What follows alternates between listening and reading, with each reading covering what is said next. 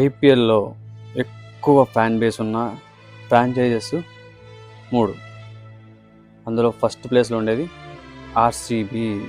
ఇప్పుడు చెన్నైకి 5 కప్పులు ఉన్నాయి, ముంబైకి 5 కప్పులు ఉన్నాయి, కాదంట్లా. So they are best teams, they are best, అంటే బెస్ట్ ఆఫ్ బెస్ట్ టీమ్స్ అనమాట.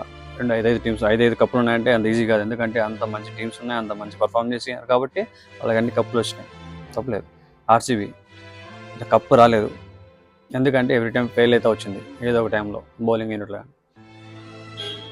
ఇవన్నీ పక్కన పెడితే ఫ్యాన్ బేస్ అందరూ ఒకరినొకరు ట్రోల్ చేసుకోవడం, ఐపీఎల్ రాగానే ఒక టీం నుంచి ఒకరు ట్రోల్ చేసుకోవడం, కొట్టుకోవడం, ఇది ఒక కామన్ థింగ్ అయిపోయింది, ట్రోల్ చేసేది.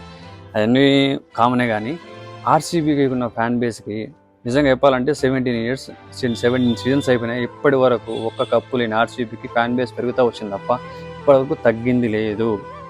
Every year పెరగడమే.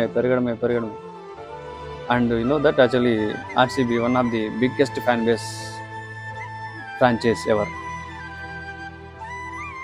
కప్పులు లేవు వాళ్ళకన్నా, కప్పులు ఉన్న రీజన్ ఉంది, ఫ్యాన్ బేస్ ఉంది అనడానికి. కప్పులు లేకపోయినా ఫ్యాన్ బేస్ ఉందంటే ఏంటి భయ్యా?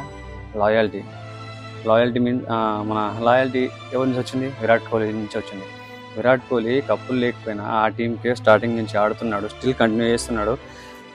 టీం చేంజ్ అవ్వాలనుకోలేదు. ఆయన చూపించిన లాయల్టీ, ఆయన ఫ్యాన్స్ కూడా ఆయన మీద లాయల్టీ చూపించి ఆ టీంకి అట్లే కట్టుబడి ఉన్నారనమాట ఫ్యాన్స్గా. అదే అనమాట ఆర్సీబీ ఫ్యాన్స్ యొక్క చరిత్ర. అలాంటి టీము ఒక్కసారి కప్పు కొడితే ఆ సెలబ్రేషన్ ఏ లెవెల్లో ఉంటుందో ఊహించుకోవాలి. ఇంకా ఊహించుకోండి, కప్పు కొట్టకపోతేనే సెలబ్రేషన్స్ ఇంత ఉన్నాయి. And one of the most entertaining team in the IPL అంతే. ఎందుకంటే ఇప్పుడైతే ఈజీగా 200 కొట్టేస్తున్నారు, 200, 300, 400, సారీ అంత కాదు కానీ 200 ఈజీ కొట్టేస్తున్నారు, కామన్ అయిపోయింది. బట్ ఒకప్పుడు స్కోరు ఎక్కువ కొట్టాలంటే అది ఆర్సీబీనే చాలా రికార్డులు సెట్ చేసి పెట్టింది ఒకప్పట్లోనే.